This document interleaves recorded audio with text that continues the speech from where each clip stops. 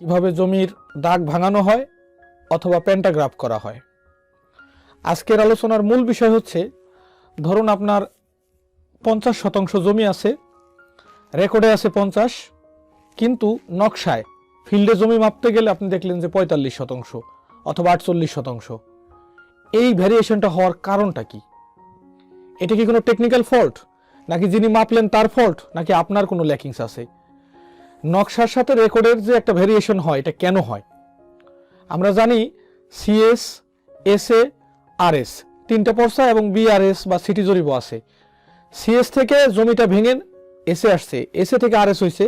এক দাগ থেকে একাধিক দাগ হওয়ার কারণে অনেক সময় একটু ভেরিয়েশন হয়। তাই যারা নকশা এবং রেকর্ডের সাথে মিল পাচ্ছেন না, তারা চাইলে দাগ ভাঙিয়ে পেন্টাগ্রাফ করতে পারেন। পেন্টাগ্রাফ করলে আপনি নিখুঁত বা অ্যাকুরেট একটা হিসাব পাবেন। এটার জন্য অবশ্য আরেকটা প্রবলেম অনেকে দায়ী করেন, সেটি হচ্ছে নকশা, যে নকশা দিয়ে জমি মাপা হয় সেই নকশাটা কি ফটোকপি না অরিজিনাল কপি। ফটোকপি হলে একটু ডিফারেন্স হয়, ভেরিয়েশনটা হয়। তবে যাদের নকশা এবং রেকর্ডে মিল নেই জমির পরিমাণ, তারা চাইলে স্থানীয় কোনো লোকাল কোনো সার্ভেয়ার অথবা কোনো লয়ারের মাধ্যমে আপনারা চাইলে দাগ ভাঙাতে পারেন। সিএস থেকে এসে কয়টা দাগ হলো, এসএ থেকে বা সিএস থেকে আরএসএ কয়টা দাগ হলো, দাগটা যদি আপনি ভাঙান, সম্পূর্ণ দাগের জমির একটা কাউন্ট আপনি পাবেন। এই দাগটা ভাঙালে অবশ্যই আপনি অ্যাকুরেট একটা নিউজ পাবেন। নকশা অনেকের আছে জমি নকশায় বেশি, অনেকের আছে রেকর্ডে বেশি।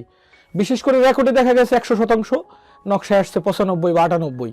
এটা নিয়ে গ্রামীণভাবে সামাজিকভাবে অনেক ধস্তাধস্তি, মারামারি, অনেক সামাজিক বিচার আচার হয়, কোর্টে মামলা হয়, থানায় বিচার হয়। এই জিনিসটা সমাধান করার একটি গুরুত্বপূর্ণ অপশন হচ্ছে দাগ ভাঙানো অথবা পেন্টাগ্রাফ করা। দাগ ভাঙানোর কথাটা আমাদের গ্রামে খুবই প্রচলন আছে, সবাই জানে, মানে, বুঝে। পেন্টাগ্রাফ কথাটা বললে অনেকে বুঝতে পারে না।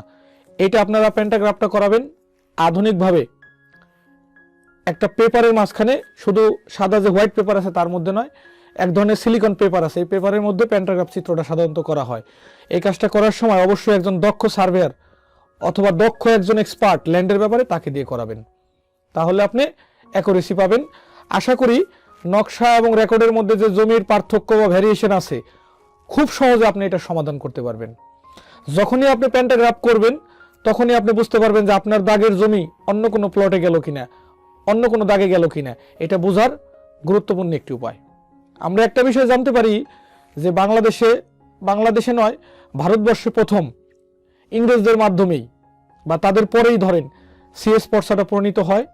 এই সিএস পর্সা থেকে, ইংরেজ আমলে সিএস পর্সা থেকেই সমস্ত ল্যান্ডের সৃষ্টি। তাই সিএসএ যে দাগটা ছিল, সেখান থেকে আপনি পেন্টাগ্রাফ করা যদি শুরু করেন, তাহলে আপনি একটা এক্স্যাক্ট নিউজ এখান থেকে পাবেন।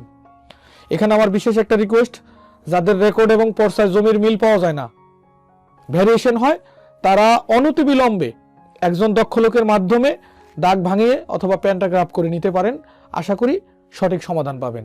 সকলকে ধন্যবাদ আমার সাথে থাকবার জন্য।